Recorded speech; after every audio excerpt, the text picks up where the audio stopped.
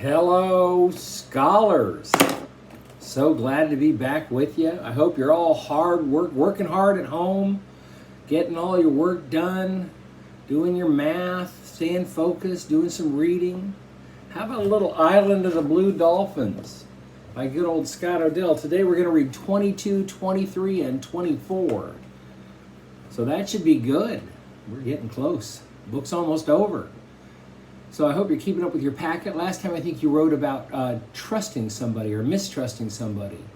And then, hopefully you wrote who you mistrust or, why, what the situation was. And then how did it turn out? Were you right to mistrust or were you wrong?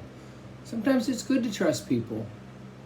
I think that, our main character's got some problems right now. Here she's hiding out in a cave with Rontu. And because the Aleuts are back on the island, and a girl finds her in the cave. And she appears like she's going to be friendly, right? I mean, it almost seemed like she knew Rontu. Like maybe Rontu was her dog. I think she said that, or she was indicating, Rontu's my dog. But then she said, no, now she can be your dog. And then at the very end of it, she found a necklace, a beautiful necklace of black stone that she had never seen before. So I have a feeling we're going to learn a little bit more about this girl, these chapters today. So on your packet, and hopefully you're keeping up with it, one of the things you're going to write about today is have you ever had to say goodbye to somebody that was important to you? And what was that like? What were the circumstances and how did you feel? It's hard to say goodbye, isn't it? You don't know how long it's going to be maybe till you get to see him again. Kind of rough. So write about saying goodbye. Here we go. Chapter 22, Island of the Blue Dolphins. I did not go into the cave, nor did I take the necklace from the rock. That night I slept on the headland at the place where I had left my baskets. At dawn, I went back to the ravine. There I hid myself on a brushy ledge. It was near the spring, and from it I could see the mouth of the cave. The sun rose and shone through the ravine. I could see the necklace lying on the rock. The stones looked blacker than they had in the darkness, and there were many of them. I wanted to go down to the cave and count them, to see if they would make 2 loops around my neck, but I did not leave the ledge. I stayed there all morning. The sun was high when Rontu barked, and I heard the steps below me. The girl came out of the brush, singing. She walked to the cave, but when she saw the necklace lying on the rock, she grew quiet. She picked up the necklace and put it down again, and peered into the mouth of the cave. 2 of my baskets were still there. Then she went and drank from the spring and started off through the brush. I jumped to my feet. Tutok, I cried, running down the ravine. Tutok! She came out of the brush so quickly that she must have been waiting nearby to see if I would return. I ran to the rock and put on the necklace and turned around for her to admire it. The beads made not 2 loops, but 3. They were long and oval instead of round, which is a very hard shape to make and takes much skill. Wincha, she said. Wincha, I said after her, the word strange on my tongue. And then I said the word that meant pretty in our language. Wintia, she said, and laughed, because this was strange to her. She touched the necklace, giving the word for it, and I gave mine. We pointed out other things, the spring, the cave, the gull flying, the sun, and the sky, Rontu asleep, trading the names for them, and laughing because they were so different. We sat there on the rock until the sun was in the west and played this game. And then Tutok rose and made a gesture of farewell. Mena, she said, and waited to hear my name. Wanapili, I answered back, which I have said means the girl with the long black hair. I did not tell her my secret name. Mena, Wanapili, she said. Paseno, Tutok, I replied. I watched her go through the brush. I stood for a long time listening to her footsteps until I could hear them no more, and then I went back to the headland and brought the baskets to the cave.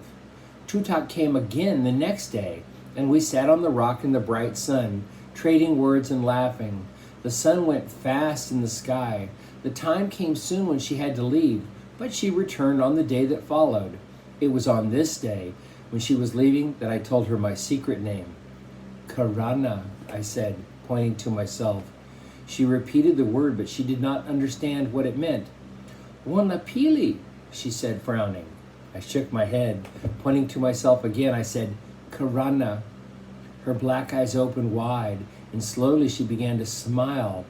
Pesano, Karana, she said. That night, I began to make a gift for her, in return for the necklace she had given me.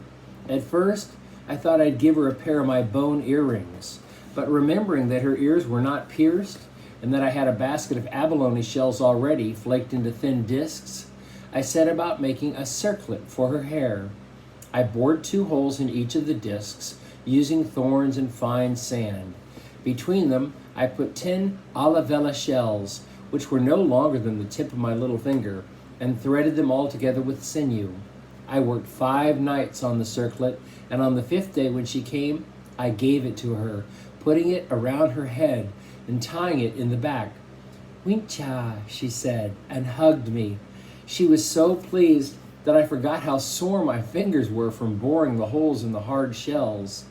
Many times she came to the cave, and then one morning she did not come. I waited for her all that day, and at dusk I left the cave and went to the ledge where I could watch the ravine, fearing the men had learned that I lived here and would find me. That night I slept on the ledge. The night was cold, with the first wind of winter. Tutok did not return the next day, and I remembered that it was near the time when the Aleut hunters would leave. Perhaps they had already gone. That afternoon, I went to the headland. I climbed the rock and crawled across it until I could overlook the rim. My heart beat loud.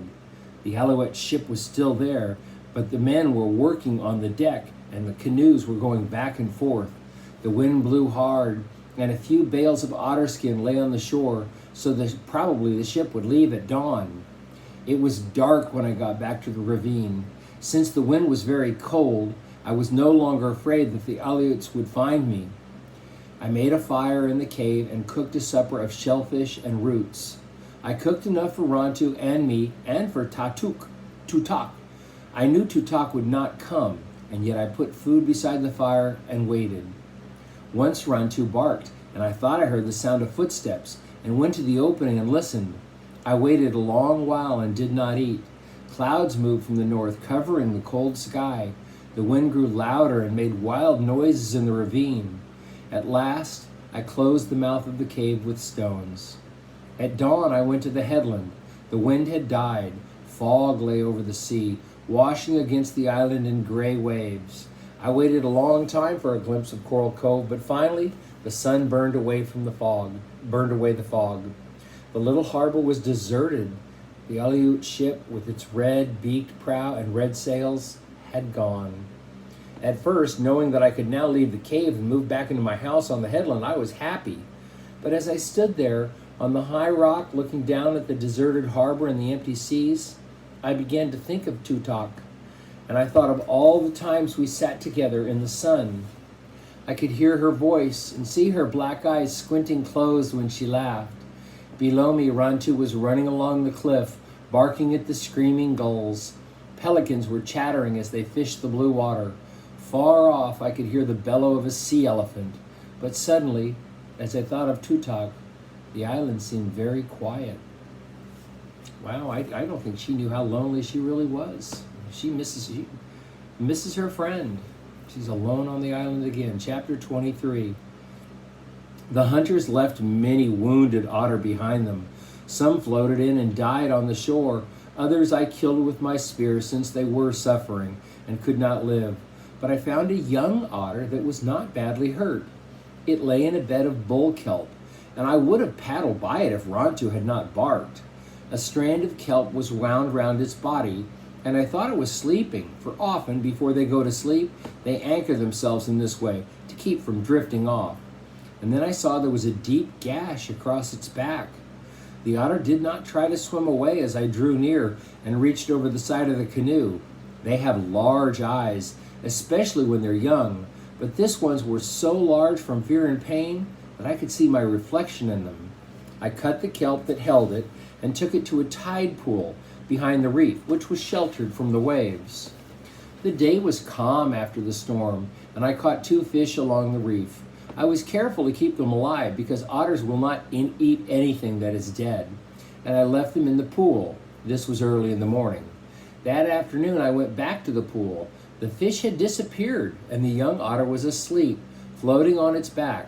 I did not try to treat its wounds with herbs because salt water heals, and the herbs would have washed off anyway. I brought 2 fish every day and left them in the pool. The otter would not eat while I was watching, and then I brought 4 fish, and these also disappeared, and finally 6, which seemed to be the right number. I brought them whether the day was calm or stormy. The otter grew, and its wound began to heal, but still it stayed in the pool, and now when I came, it would be waiting for me and would take the fish from my hand. The pool was not big, and it could easily have gotten out and away into the sea, and yet it stayed there and slept, or waited for me to come with food. The young otter now was the length of my arm and very glossy. It had a long nose that came to a point and many whiskers on each side and the largest eyes I have ever seen. They would watch me all the time I was at the pool, following me whatever I did. And when I said something, they would move around in a very funny way. In a way, too, that made pain come to my throat because they were gay and also sad. For a long time I called it Otter, as I had called Rontu dog, and then I decided to give the otter a name. The name was Monani, which means little boy with large eyes. It was a hard task catching fish every day, especially if the wind was blowing and the waves were high. Once, when I could catch only 2 and drop them in the pool, Monani ate them quickly and waited for more. When he found that all I had, he swam in circles, looking at me reproachfully. The waves were so high the next day I could not fish on the reef, even at low tide, and since I had nothing to give him, I did not go to the pool. It was 3 days before I could catch fish, and when I went there again, the pool was deserted. I knew that he would leave someday, but I felt bad that he had gone back to the sea and that I would never catch fish for him again, nor would I know if I saw him in the kelp, for now that he had grown and his wound was healed, he looked like all the other otters. Soon after the Aleuts had left, I moved back to the headland. Nothing had been harmed except the fence, which I mended, and in a few days the house was the same as before. The only thing that worried me was that all the abalones I had gathered in the summer were gone. I would need to live from day to day on what I could catch, trying to get enough on the days when I could fish to last through the times when I could not. Through the first part of winter, before Monani swam away, this was sometimes hard to do. Afterwards it was not so hard, and Rontu and I always had enough to eat. While the Aleuts were on the island, I had no chance to catch little smelts and dry them, so the nights that winter were dark, and I went to bed early and worked only during the day. But still I made another string for my fishing spear, many hooks of abalone shell, and last of all, earrings to match the necklace Tutak had given me. These took a long time, for I searched the beach many mornings when the tide was out before I found 2 pebbles of the same color as the stones in the necklace, and soft enough to cut. The holes in the earrings took even more time, for the stones were hard to hold, but when I was done, I had rubbed them bright in fine sand and water, and fastened them with bone hooks to fit my ears. They were very pretty. On sunny days, I would wear them with my cormorant dress and the necklace and walk along the cliff with Rontu. I often thought of Tutak, but on these days especially, I would look off to the north and wish that she were here to see me. I could hear her talking in her strange language, and I would make up things to say to her and things for her to say to me. That's sweet. Well, she's got another little petter she had for a while. She helped the sea otter get better.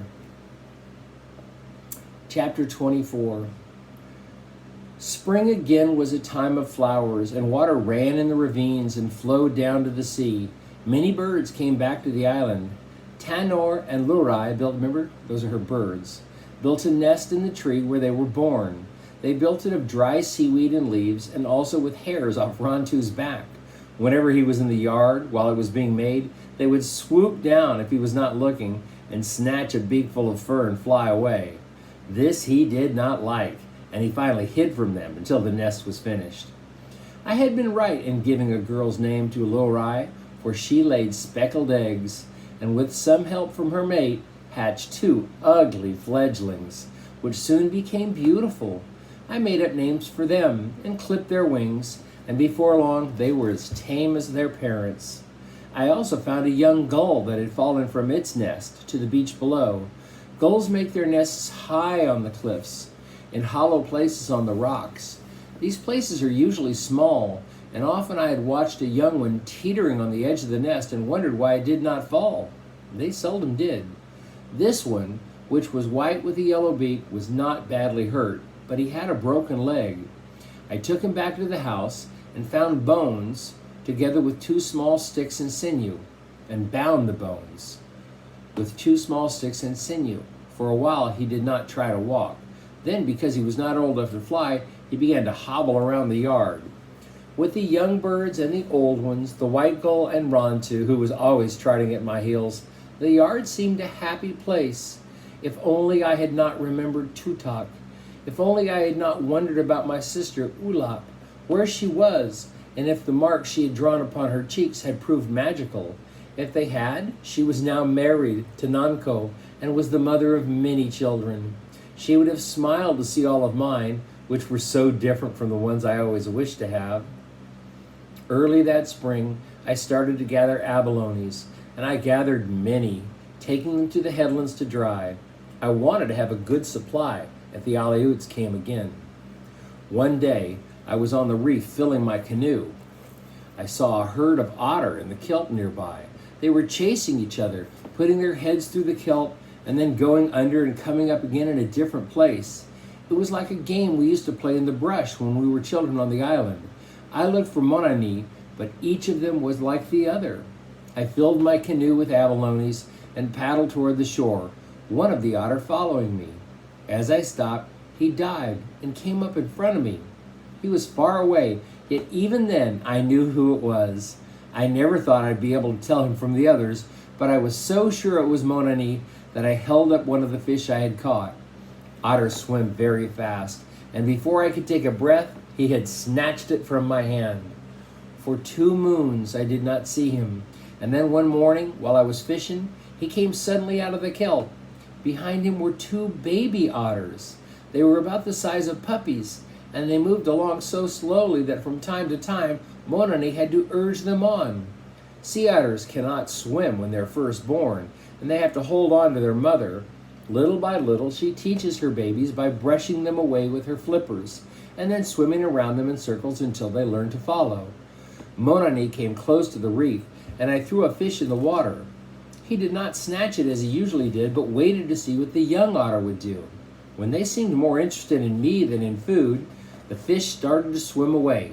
He seized it with his sharp teeth and tossed it in front of them.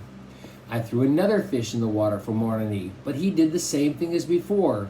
Still the babies would not take the food, and at last, tired of playing with it, swam over and began to nuzzle him. Only then did I know Monani was their mother. Otters mate for life, and if the mother dies, the father will often raise the babies the best he can.